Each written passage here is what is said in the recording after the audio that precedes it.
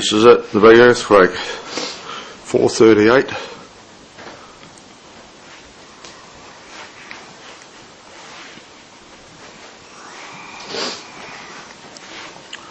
The light's still going. Christchurch are littered with bricks. The buildings above ripped open by the massive jolt that struck just before dawn. Oh my gosh, well that shake lasted probably over a minute. 75% of this city of nearly 400,000 people is without power. The hospital is running on a generator and countless water pipes have burst. The 7.0 magnitude quake hit at 4:35 Saturday morning. Frightened New Zealanders huddled in the streets after fleeing their homes in their pajamas. My house was completely swinging from side to side, and I could hear lots of banging and noises crashing around everywhere. Despite being the same size as the quake in Haiti that killed 230,000 people, the damage here is much less due to better building codes, fewer people, and the time of day the quake hit. People were home. They weren't walking around in the streets past brick buildings. Earthquakes are not rare in New Zealand. The country has around 14,000 quakes each year, but only about 150 are felt and less than 10 do any damage. As the sun rises, aftershocks continue to hit the area, jolting this already shaken city. Is the mayor of Christchurch. He joins us now live on the telephone. Mayor Parker, thanks for joining us. You've declared a state of emergency. What is the situation there right now? No loss of life.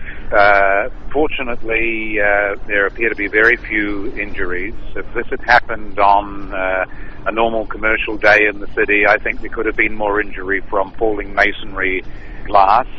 The biggest issue for us really is that it's shattered a large amount of the infrastructure that the city relies on. So the water and wastewater pipes running through the city, we're checking the bridges, we're checking the roads, and although at first sight a number of the more modern buildings look completely untouched, we've found a few bits of damage that concern us. Some of the older masonry buildings, as happens in a shake like this, have not stood up well, but the modern buildings in the city are looking good. We've got a lot of tourists here. We've got a number of displaced people in areas where there are problems around water, and so we're putting in welfare stations around the city. We are still doing our damage assessment. We've got senior government ministers, I think the Prime Minister as well, coming down to the city later on today. We're very lucky. The weather is fine, and after the terrors of the early hours of the morning, people are sort of outside talking, checking on neighbours, and coming to terms with what I think will be every single family, every home, every person in the city has lost something of their life. A chimney's fallen down, broken possessions, bookcases tipped over, in some cases houses moved off foundations. And it's really that ongoing repair and finding the damage, right, which is the big issue for us now. So structural engineers are being brought in from around the country, and the city is coping well. There are good people here. This is a wonderful country, and people standing by each other, as you would expect. Now, you have declared a state of emergency. What does that mean? Basically, it gives us additional powers to evacuate buildings, close down streets, and requisition things like portable outdoor toilet systems and so on. Because as the wastewater, the sewer system is currently not functioning, there are power cuts, which means pumping stations aren't working, pipes have broken, and so on. We just need to be able to move quickly. We need to be able to move effectively with the minimum of fuss to minimise the problems that people in the city are currently facing. And we're concerned about people outside the city in the rural areas.